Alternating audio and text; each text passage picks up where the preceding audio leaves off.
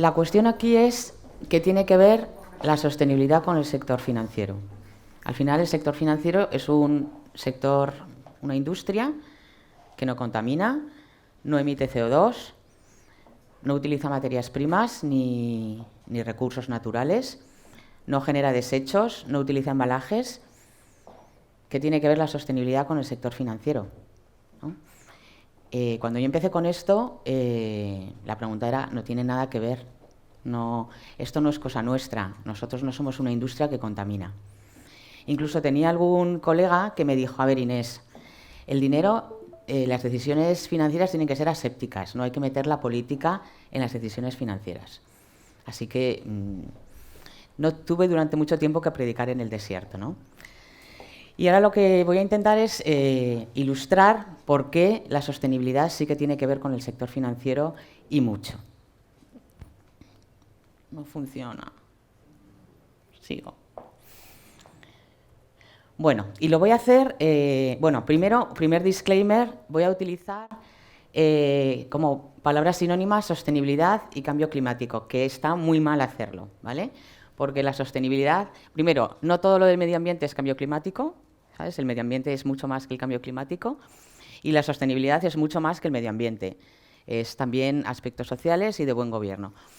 Pero a efectos de una presentación y de poner ejemplos, me resulta más sencillo centrarme en un aspecto concreto y para que sea coherente, centrarme solo en uno, ¿vale? Pero ya de entrada, este reduccionismo mío es un error, ¿vale? Pero bueno. Y luego, otro efecto es que tengo que beber bastante, así que perdonadme. Ay.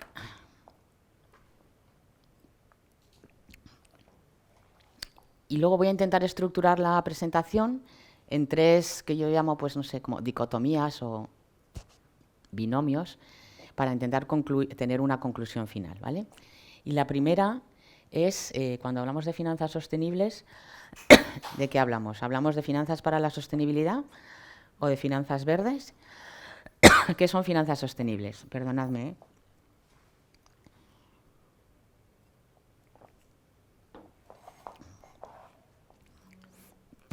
Y empiezo por mostraros esta infografía que recoge lo que el Foro Económico Mundial identifica como los principales riesgos a escala global. ¿Por qué tomo esta infografía? Por dos razones. Una, el Foro Económico Mundial, seguramente habéis oído hablar de él, porque bueno, es un think tank que tiene un ánimo de prospectiva, ¿no? Intenta analizar los retos a los que se enfrenta la humanidad. Se reúne una vez al año, normalmente en Davos, y ahí presentan el informe de riesgos globales. Y en esta conferencia de Davos, que probablemente hayáis oído, se reúne lo más granado del mundo académico, empresarial, financiero, político, científico, etcétera, ¿no? ¿Y por qué lo traigo aquí? Pues porque esta gente no son hippies y no son ONGeros. Es el status quo, ¿vale? Es el status quo puro. Bueno, pues el status quo puro dice que los 10 principales riesgos a los que se enfrenta la humanidad tienen en su mayoría un origen ambiental, o por lo menos 5 de 10 tienen un origen ambiental.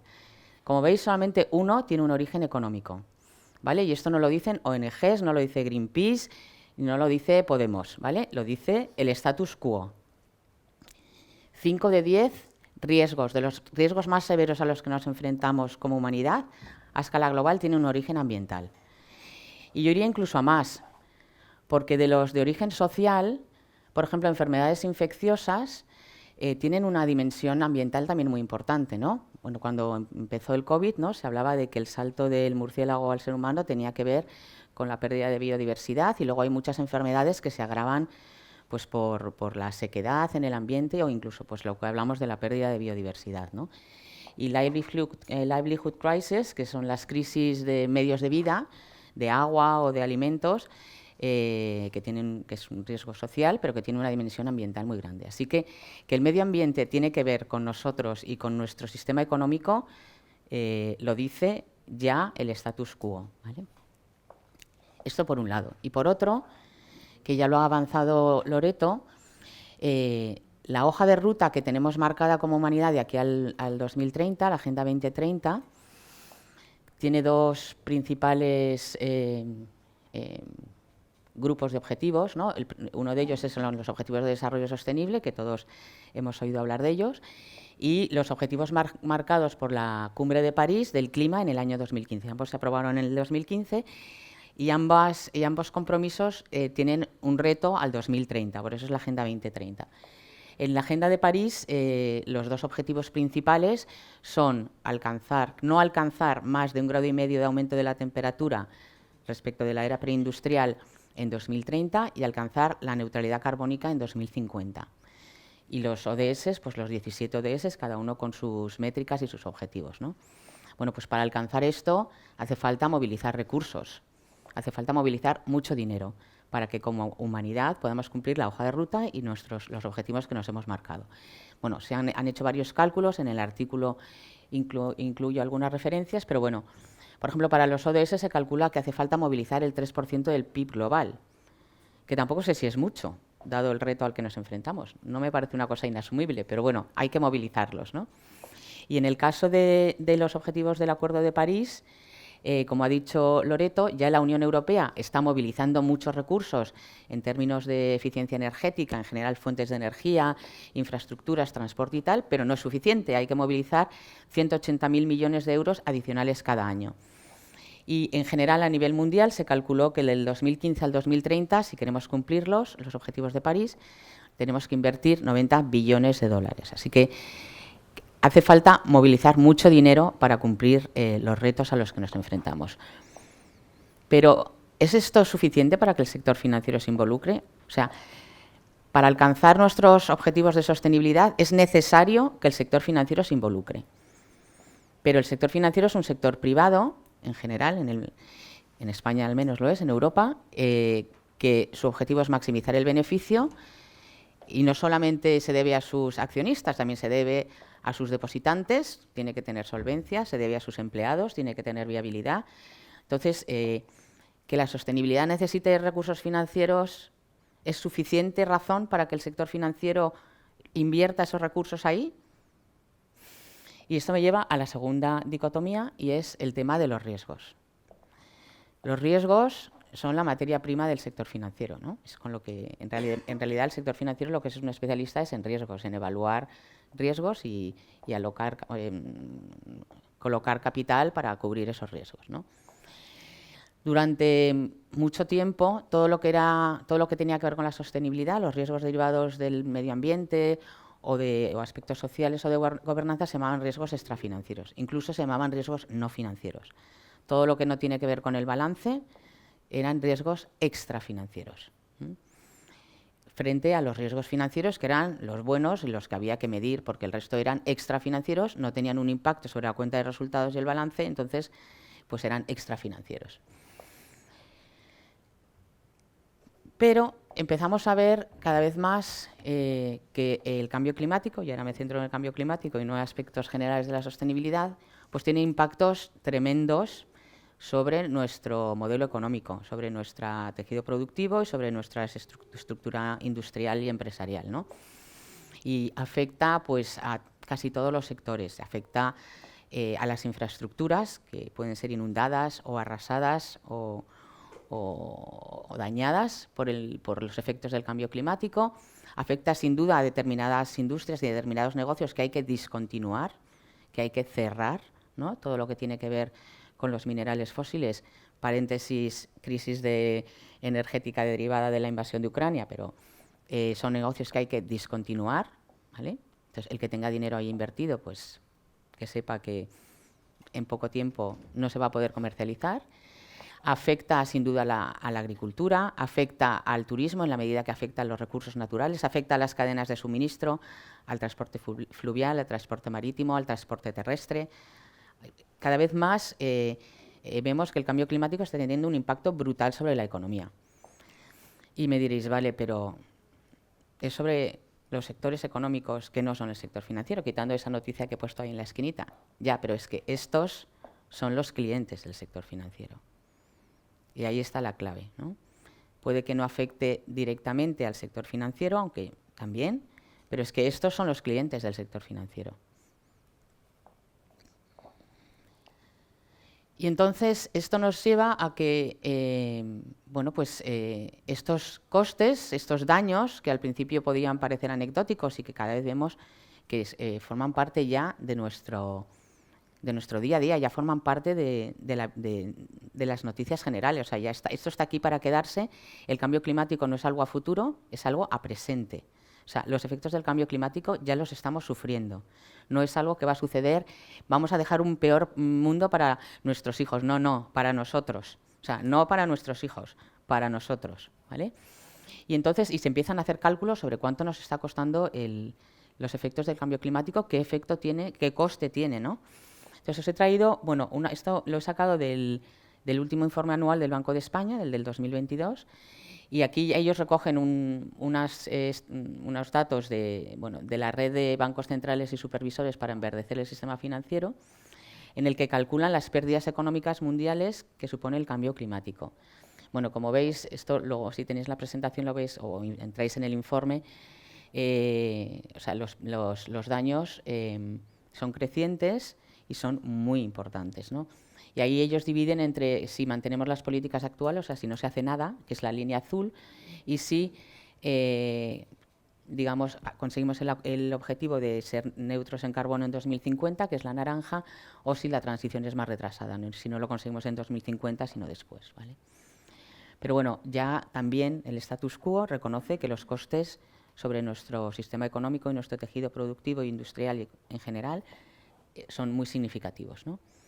Y esta tabla, que me parece muy interesante, los calcula ya entre riesgos físicos y de transición, que es lo que voy a hablar a continuación, ¿no? Así que, viendo esto, el mundo inversor, el mundo de los reguladores también, pero el mundo inversor empieza a decir, bueno, o sea, si tenemos este elefante en la habitación que nos genera tanto daño, pero no ¿cómo nos lo comemos, no? No sabemos de lo que estamos hablando. Cuando tomamos una decisión de inversión, si solamente tomamos los riesgos financieros, estamos ignorando algo que parece que va a generar un coste económico muy importante, pero no tenemos información. Entonces, el G20, el Consejo de Estabilidad Financiera, el Financial Stability Board del G20, crea un grupo de trabajo presidido por Michael Bloomberg, de nuevo poco sospechoso de hippie o de antisistema, y le encargan a este grupo de trabajo que dé orientaciones sobre cómo las empresas pueden reportar sobre lo que por primera vez se llama los riesgos financieros ligados al clima. Ya nunca más se habla de riesgos extrafinancieros, ¿no? Que es la Task Force on Climate Related Financial Disclosure. Y a este grupo de trabajo le dicen, da orientaciones para que las empresas reporten, informen sobre su exposición al clima, para que nosotros como inversores podamos tomar buenas decisiones y nosotros y los reguladores puedan saber también de lo que están hablando. Entonces, esta Task Force publica sus conclusiones, creo que fue en el 2016 no, fue más tarde, en el 2016 crearon el grupo, creo que fue en el 2017 o por ahí. Pero lo bueno que tiene este grupo de trabajo es que, además, claro, para poder orientar sobre cómo las empresas tienen que reportar sobre su exposición al clima, identifica cuáles son los riesgos derivados del clima. Y los divide en dos bloques, riesgos físicos y riesgos no físicos. Los riesgos físicos son los riesgos que se derivan del impacto ambiental, el daño sobre las infraestructuras, o sea, todo lo que es el riesgo, el impacto directo del cambio climático sobre la estructura económica, sobre los activos, sobre las, etcétera, ¿no? Y lo divide en dos grupos, crónicos y agudos. Agudos son los que, como su nombre indica, suceden en un momento puntual, que pueden ser tornados, corrimientos de tierras, subidas repentinas del nivel del mar, lluvias torrenciales, sequías, aumentos de temperatura brutales como hemos tenido este verano. Y crónicos son, pues, como su nombre indica, los que suceden a lo largo del tiempo, que son, pues, el aumento paulatino de las temperaturas, el aumento paulatino, la subida paulatina del nivel del mar, etcétera, ¿no? Y todos estos riesgos impactan, pues, sobre el valor de los activos, sobre la viabilidad de las infraestructuras, sobre las cadenas de suministro, sobre, por ejemplo, como hemos visto, el transporte fluvial, por no hablar de todo lo que tiene que ver con las cosechas de alimentos, materias primas, las necesidades de refrigeración, la productividad, la salud de los empleados, etcétera, etcétera, ¿no? Y además de los riesgos físicos, identifica unos muy importantes, que son los que llama riesgos de transición. Puesto que sabemos que tenemos que transicionar, pasar del modelo económico actual a un modelo económico libre o bajo en carbono, en el medio se ponen en marcha mecanismos para hacer ese camino, ¿no? Entonces, entre esos mecanismos, uno muy importante tiene que ver con todo lo que es la regulación, la normativa o las políticas, ¿no? Y eso introduce riesgos. O sea, a las empresas se les exige reportar más sobre su impacto. Se les exige alcanzar niveles de eficiencia energética determinados. Se les exige reciclar. Se les exige tratar sus residuos de determinada manera. Esos son riesgos adicionales. Hay incentivos fiscales o desincentivos fiscales a determinadas actividades, ¿vale? Eso no son riesgos físicos, esos son riesgos derivados de de decisiones que tenemos que tomar para alcanzar la neutralidad carbónica. Los riesgos tecnológicos, ¿no? Que eso es probablemente, todos son muy importantes, pero el riesgo tecnológico es muy importante porque genera mucha incertidumbre, ¿no? Tenemos que discontinuar tecnologías que todavía no han alcanzado la madurez, pero las tenemos que abandonar porque no son eficientes, y tenemos que adentrarnos e invertir cantidades enormes en tecnologías de las que no sabemos, con plazos de maduración muy, muy largos, y que no sabemos cuál es el resultado. No sabemos si al final es el hidrógeno verde, el hidrógeno azul, la fusión nuclear, cuál va a ser la energía que sea la energía del futuro, ¿no? Y en cambio tenemos que hacerlo, tenemos que apostar, ¿no? Y eso introduce riesgos muy importantes, ¿no? Muy importantes por la incertidumbre involucrada y por el volumen de recursos que hacen falta. Los riesgos de mercado, ¿no? Todo lo que tiene que ver, por ejemplo, con los cambios en los precios de las materias primas, o con las disrupciones en las cadenas de suministro, o con los cambios en las apetencias del consumidor. Y esto también genera mucha incertidumbre y mucha volatilidad, ¿no? Habrá mucha volatilidad, porque si el clima es muy inestable, pues genera mucha volatilidad, por ejemplo, en términos de recursos naturales, que no son solamente alimentos, sino otro tipo de materias primas, ¿no? Y luego están los riesgos de tipo social, que aquí se mete mucho todo el tema reputacional, ¿no? En la medida en que una industria o un sector se centra en actividades que tienen un impacto ambiental, pues la gente la rechaza. Incluso el gusto y el cambio en los consumos de la gente, ¿no? Y aquí, que no sabría dónde incluirlo, a veces se incluye como social, pero hay un efecto que es las migraciones climáticas, ¿no? Todo lo que se va a generar de movimientos migratorios de gente que huye de zonas desérticas o inundables o sin recursos naturales por causa del cambio climático, ¿no? Eso también es un riesgo que a lo mejor es más macro que micro, pero que hay que tener en cuenta, ¿no?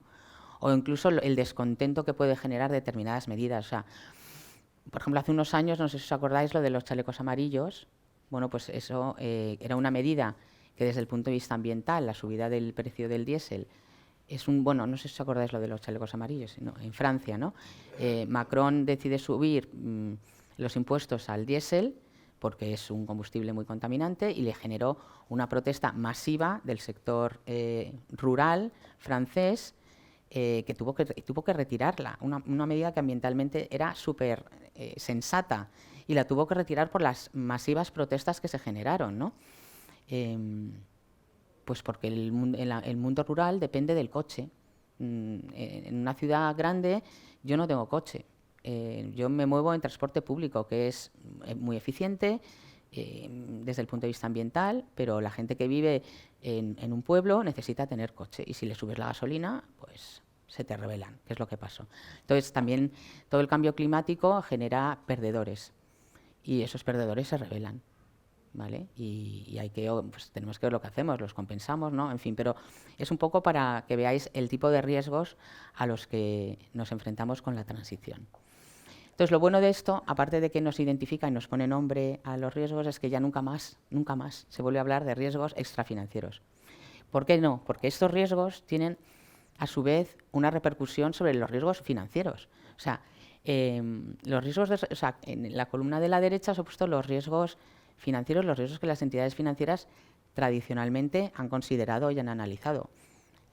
Y todos estos que hemos visto, riesgos físicos y riesgos de transición, son fuente, o generan impacto en los otros riesgos. O sea, si una empresa tiene que hacer frente a una multa, o tiene que hacer frente a una gran inversión, o tiene pérdida de clientes, o sus activos se devalúan, pues eso tiene un impacto directo sobre sus riesgos de crédito y de liquidez.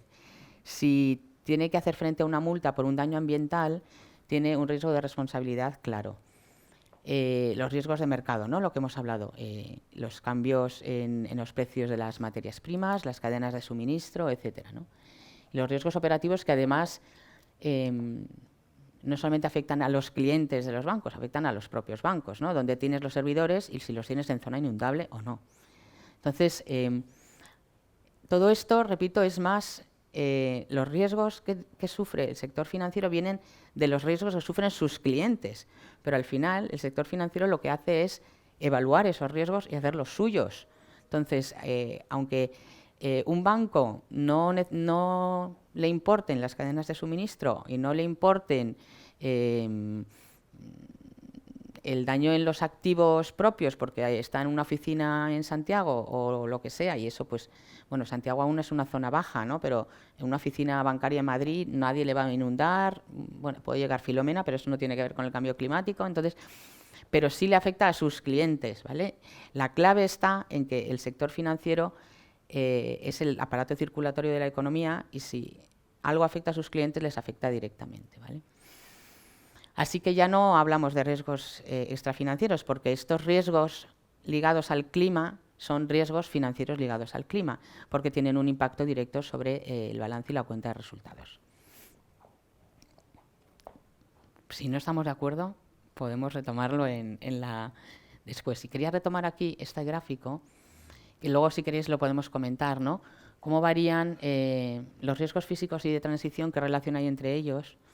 Esto es bastante interesante, ¿no?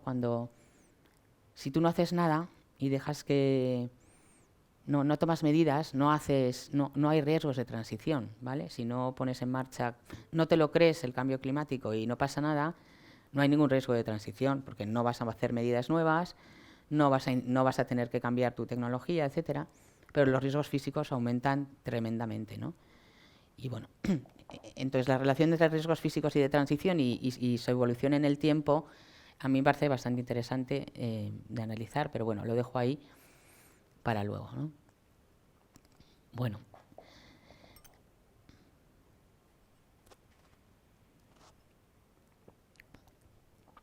Y a mí no me gusta hablar del cambio climático como un evento adverso, ¿no? Algo de lo que hay que defenderse ante lo que hay que reaccionar. Yo creo que el cambio climático es un cambio de contexto.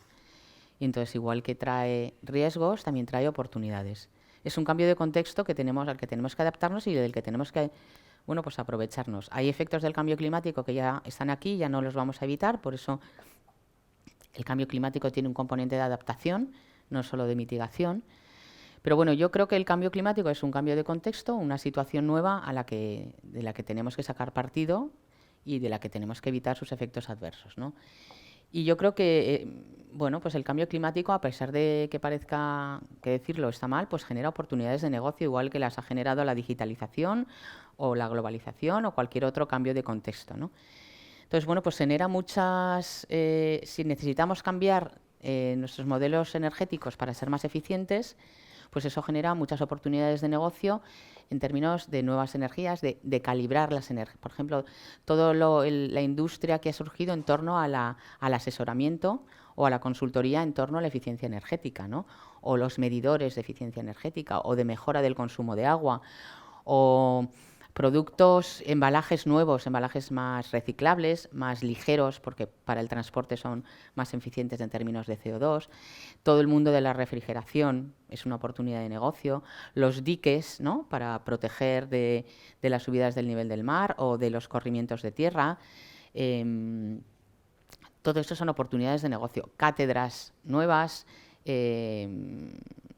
Hay los patinetes eléctricos, todos son, bueno, pues es un cambio de contexto al que hay que adaptarse y ¿qué pasa? Que si un banco es capaz de aprovechar esas oportunidades de negocio y de situarse en esos sectores, tendrá más posibilidades de ser ganador que el que se mantiene aferrado a sectores que todavía no han iniciado la transición y no han visto oportunidades nuevas, ¿no?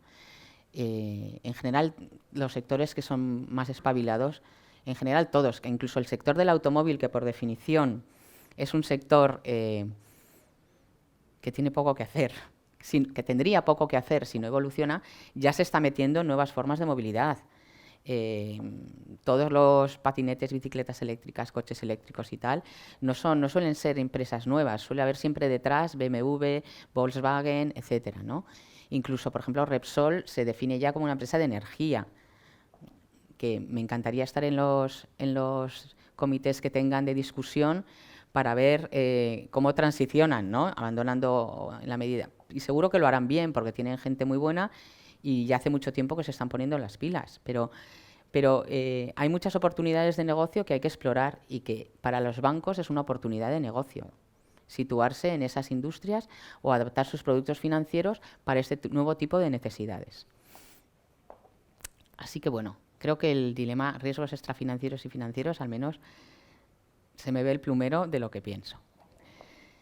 Y pasamos a la tercera, que es en qué medida la sostenibilidad, y en este caso el cambio climático, es un factor exógeno o endógeno al negocio.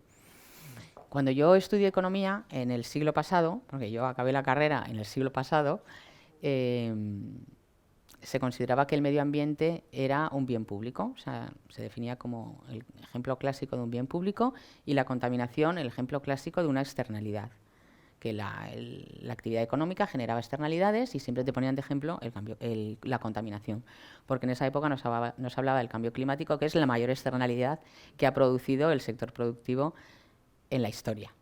Pero bueno, eran externalidades, efectos externos al negocio. Y cuando hablaba al principio de que el sector financiero no contamina, bueno, pues no contamina mucho, pero un poco contamina, ¿no? Utiliza papel, utiliza plástico, utiliza electricidad para iluminar las sucursales, las oficinas, las reuniones de trabajo, los viajes, y por no hablar del consumo energético que necesitan los servidores. Así que bueno, no contamina mucho. El sector financiero sí tiene un impacto sobre el medio ambiente, más limitado que el de otras industrias, pero lo tiene, ¿no? Pero el principal efecto del sector financiero viene de sus decisiones de financiación, ¿no? Su labor prescriptora. Si decide invertir o no en las industrias de arriba o en las industrias de abajo, ¿no? Si decide que en su cartera haya más industrias contaminantes o más industrias de gestión del agua. Si decide que apostar y en qué condiciones, ¿vale?, sobre industrias, energías de minerales fósiles o nuevas energías. Sobre qué decide invertir y en qué condiciones decide invertir. Y ese es el verdadero impacto que tiene el sector financiero sobre el medio ambiente. Cuando hablábamos de impacto, cuando Loreto hablaba de impacto, nos referimos sobre todo a esto. No tanto a si nos mandan los extractos en papel o las tarjetas son de plástico reciclable, o si para mantener los servidores tiene contratada la energía con Iberdrola o con Holaluz, ¿vale? Sino esto. El impacto que tiene sobre el medio ambiente es sobre todo a través de sus decisiones de financiación. ¿A quién financia y en qué condiciones financia? Y ese es el verdadero impacto que el sector financiero tiene sobre el medio ambiente. Y retomo la diapositiva de antes, ¿no?, que es bueno, pues todo el coste económico que tiene el medio ambiente sobre nuestro modelo productivo, que es lo que he venido explicando hasta ahora, ¿no?, cómo el medio ambiente también tiene un impacto sobre el negocio financiero. Así que la relación entre el sector financiero y el medio ambiente es biunívoca. Por un lado, el sector financiero tiene un impacto directo o indirecto sobre el medio ambiente, pero el medio ambiente también tiene un impacto vía riesgos y oportunidades de negocio sobre el sector financiero. O sea, que no solamente es que el sector financiero impacta al medio ambiente, es que el medio ambiente impacta vía riesgos y oportunidades directamente al negocio financiero. Y esto me lleva a que en el tradicional binomio rentabilidad-riesgo, cuando se toman decisiones de inversión, se tiene en cuenta el eje rentabilidad y riesgo, se empieza a añadir un tercer eje, una tercera variable, que es el impacto en sostenibilidad. Con lo cual el binomio rentabilidad-riesgo se convierte en un trinomio y cada vez más entidades financieras, además de mirar la rentabilidad y el riesgo de los proyectos que deciden financiar, están teniendo en cuenta su impacto en sostenibilidad, en los dos sentidos. El impacto que ellos generan sobre el medio ambiente y los riesgos y oportunidades que el medio ambiente les genera al negocio. Y entonces concluyo con esta idea de que las finanzas para la sostenibilidad también hacen a las finanzas más sostenibles, porque le ayudan a incorporar riesgos que hasta entonces estaban fuera del mapa, ¿no? Y son riesgos que impactan muy directamente en el negocio financiero y se convierten a la sostenibilidad, en este caso el cambio climático, en un factor endógeno al negocio. Y como esa frase es mía y yo no quiero pecar de falsa de modestia, he añadido aquí lo que dice el Banco de España en el informe anual que ya he mencionado sobre el papel del sector financiero ante el reto climático. Habla de distintos sectores, pero quiero centrarme en lo que dice que el sector financiero tiene que hacer ante el reto climático. Y dice, canalizar de forma eficiente el enorme volumen de recursos que es necesario invertir para acometer la transición ecológica. El 3% del PIB que hemos hablado, los 90 billones de dólares, los 180.000 millones de euros adicionales. El sector financiero lo que tiene que hacer es canalizar, y dice de forma eficiente, intentar, ya que es especialista en riesgos, ver dónde va, pero eso es lo que tiene que hacer. ¿Qué más tiene que hacer? Valorar adecuadamente su exposición y la del resto de los agentes económicos a los distintos riesgos climáticos. Como hemos dicho, evaluar, integrar este tipo de consideraciones en sus valoraciones, ¿vale? El otro lado de la flecha. Y una tercera que se queda ahí y que es motivo de muchos estudios y muchos seminarios, y es desarrollar y armonizar nuevos instrumentos financieros. El sector financiero tiene que favorecer la transición ofreciendo a sus clientes instrumentos adecuados a este nuevo cambio de contexto, ¿no? Y aquí es donde se incluyen todos los temas de bonos verdes, préstamos, que vale la pena discutir. Entonces, pues es una suerte que el Banco de España coincida, para mí es una suerte que coincidir con lo que dice el Banco de España sobre qué es lo que tiene que hacer el sector financiero y por qué el sector financiero es tan importante cuando hablamos de sostenibilidad, a pesar de que no emita CO2, no consuma recursos naturales, etcétera. Y nada, muchas gracias, moitas gracias, y luego, pues, no sé si abrimos ahora para preguntas, ¿sí? O comentarios. Muchas gracias. Gracias, Inés, por tu intervención tan interesante. Una de las cuestiones que comentaste es el tema de los perdedores de esta transición, porque obviamente estamos hablando de que el modelo actual energético mueve muchísimo dinero, hay muchísima gente que gana mucho dinero y que tiene acceso a mucho poder también. Lo que te quería preguntar, porque a veces aquí desde no siempre los perdedores son los que tienen mucho poder y lo pierden. No, Pues, o sea, también hay perdedores en Galicia, que... por ejemplo, el caso de Das Pontes, de una central térmica, que bueno, ahora se la reabrieron un poco por todo esto, pero ahí hay mucha gente trabajadora y normal. Claro. Pero claro, yo me refería a ese tipo de perdedores por una cuestión que aparte también igual me interesa un poco particularmente, porque desde la periferia pues es más difícil enterarse de cómo lo que se cuece, digamos, pues más cerca de donde se toman las decisiones. Igual desde tu perspectiva eso lo tienes más fácil. ¿Tú crees que estos parte de perdedores, pues industrias más contaminantes, todo lo que tenga que ver con el tema del petróleo y demás en España, ¿hasta qué punto crees que hay algo de lobby o algo de reacción? Obviamente que no no se va a ver, pero si eso existe, si eso es realmente un problema y si eso habría que tenerlo en cuenta. Bueno, yo tampoco estoy metida en los círculos de poder ni nada de esto, ¿no?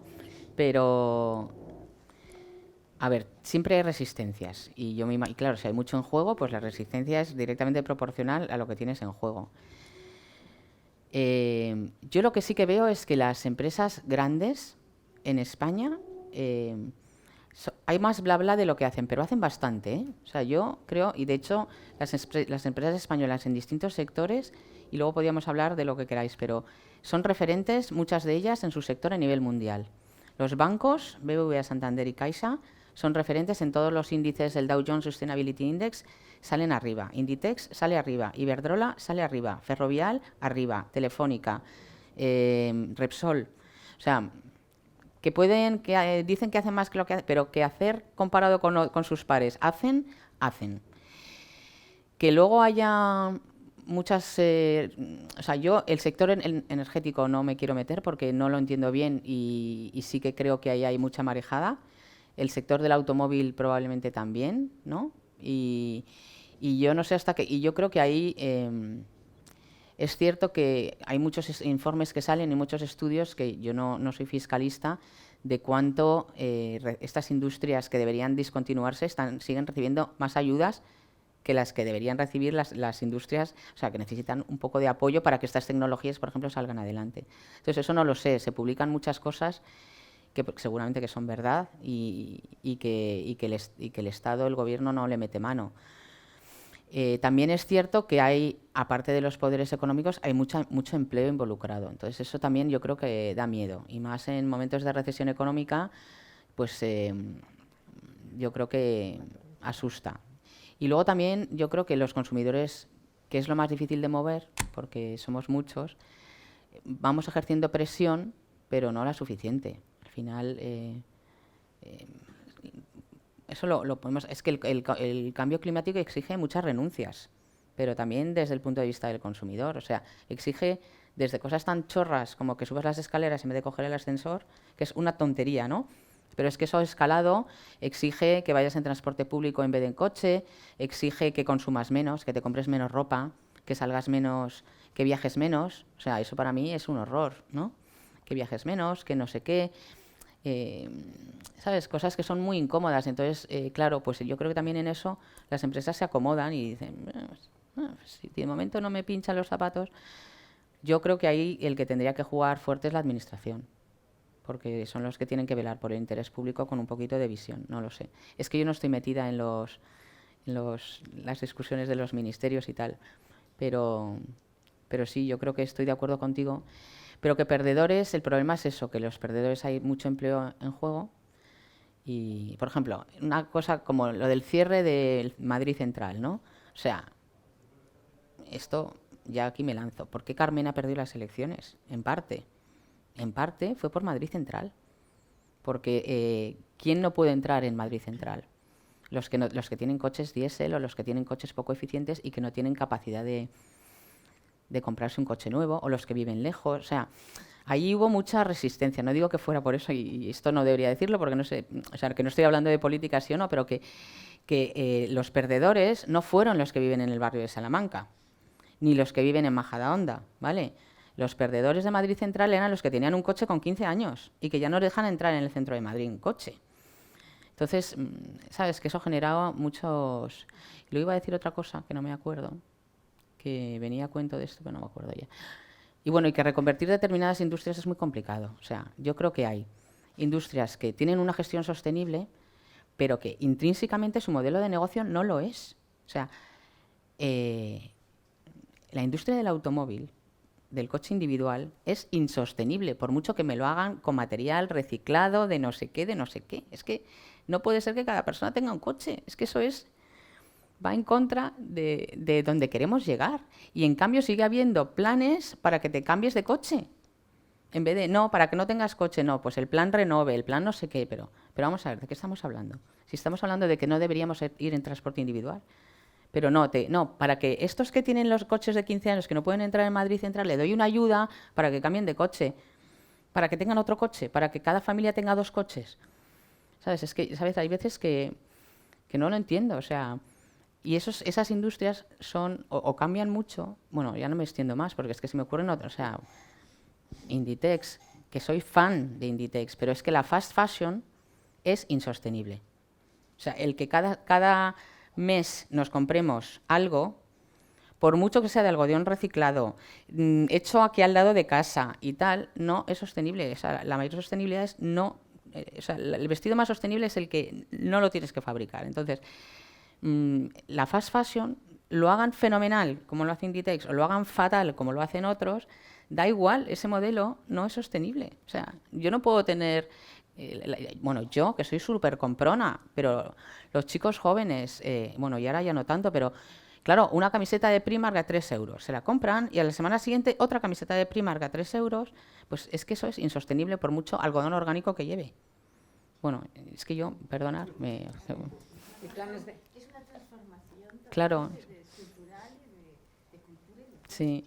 Entonces, a mí me encantaría estar en esos grupos de estrategia que tienen Inditex y Repsol y tal, porque estoy segura que tienen cosas, están discutiendo cosas interesantísimas, porque ellos lo saben, que está en el core de su negocio la insostenibilidad. Pero, y que tienen que, porque si no, en algún momento la cosa va a petar, ¿no? Entonces, y me encantaría, porque seguro que tienen ahí contratados a gente, ¿sabes? Pero porque habrá negocios que son más... Me encantaría invertir en el mundo del embalaje, que esos tienen mucho futuro, pero el mundo del automóvil individual y del petróleo, no sé. Bueno, perdón. Gracias. Una pregunta más. No, Perdona, bueno, yo perdona que me he extendido. Para no retrasarnos no más sé de 5 si, minutos. si nos hemos pasado del Perdón, tiempo, lo siento. es no, que no, Me embalo y... no, nada, Inés. Oye, muchísimas gracias. No sé, resumiría un poco tu ponencia como más claro imposible, ¿no? Con lo cual es de lo que se trata. Gracias. Yo simplemente quería traer a colación un tema que está detrás de todo esto y que es lo que los anglosajones denominan el greenwashing, es decir, en castellano, reverdecer lo que es marrón. ¿Y qué hay detrás? O sea, ¿cuál es tu opinión? Me interesa mucho tu opinión porque realmente hasta qué punto todo lo que se está vendiendo como sostenible hay un componente de marketing que permite una venta. Esto además, digamos, se hace mayor cuando además las autoridades dirigen, por ejemplo, a la banca, determinados tipos de crédito que tienen que tener un determinado rating, etcétera. Es decir, no estamos dirigiendo la economía hacia unas tendencias que desde el punto de vista científico son absolutamente incuestionables, pero hasta dónde lo estamos dirigiendo y estamos haciendo directamente o indirectamente un negocio a través de mucho greenwashing que hay. Y yo te lo digo... Yo lo llamo ecopostureo. Ecopostureo, Yo vale. hipocresía verde. Sí. Suena bonito. Sí. Hipocresía verde. Porque sí, eso pasa en todas las tendencias, ¿no? O sea, si también en digitalización, o sea, si te mandan un WhatsApp ya es digital, o sea, que no le quiero cargar las tintas solo a la sostenibilidad. Eso, en cuanto una cosa se pone de moda, pues se intenta hacer negocio de ello, ¿no?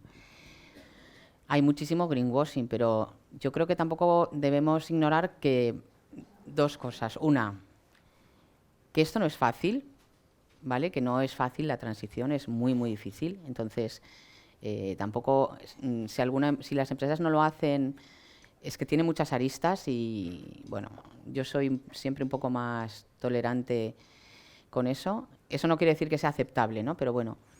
Y luego que también para el consumidor exige tener muchísima información, saber hasta qué punto te la están colando o no te la están colando. Claro, porque tú tampoco puedes estar investigando continuamente si la camiseta de Zara efectivamente es o no es de no sé qué, y si el coche, y si esta entidad financiera que dice que es verde, es verde. Es que te exigiría un grado de dedicación a la búsqueda de información que no lo puedes dedicar. Entonces, yo creo que eso es sobre todo labor de la Administración. Me parece que sea labor de la Administración y no es verdad, pero... Y yo creo que se han tomado medidas. Por ejemplo, la taxonomía verde me parece un paso muy interesante para evitar el greenwashing, ¿no? Te define muy claro lo que es verde y lo que no es verde. Y incluso con umbrales técnicos muy claros. Toda la regulación financiera de información al consumidor y de divulgación en los productos de inversión me parece que ayuda mucho a evitar el greenwashing. ¿Que luego te la cuelan? Sí, pero te la cuelan siempre, o sea... Pero bueno, por lo menos establece umbrales a partir de los cuales tú puedes decir o no que es verde o que no es verde, y eso me parece que tiene que ser el regulador el que lo haga, porque ponerle la carga al consumidor es una tarea imposible, ¿no? Imposible de asumir. Entonces, no sé si te he contestado. Sí que hay greenwashing, creo que la administración es la que lo tiene que hacer y creo que se están tomando medidas en el buen camino. Y luego hay una cosa que me parece muy importante que cuando hablamos de greenwashing, cuando hablamos en general de cambio climático, a mí me parece muy importante la transición. Quiero decir, no podemos exigir a todas las empresas que de hoy para mañana sean verdes. Es un esfuerzo ingente, o sea, es que yo no subo las escaleras, yo viajo en avión, yo me compro, o sea, quiero decir, tenemos que ponernos también a llevar, o sea, el que de hoy para mañana sean verdes es muy difícil y yo lo que creo es que tenemos que favorecer la transición y entender que del marrón al verde oscuro hay verdes marroncitos, hay verdes claritos y luego llegamos al verde oscuro y que lo que tenemos es que ayudar en el proceso y porque es centrarnos solamente si son verdes oscuras. Bueno, es que hay que ayudar a que se pase del marrón al verde y yo creo que ahí hay que también poner mucho esfuerzo. Y probablemente la marrón clarita y la verde marroncita dirá que es verde y eso es greenwashing, pero bueno, tenemos que ayudarla a que suba, ¿no? Y eso yo creo que también, bueno, ya es que me enrollo mucho, perdón.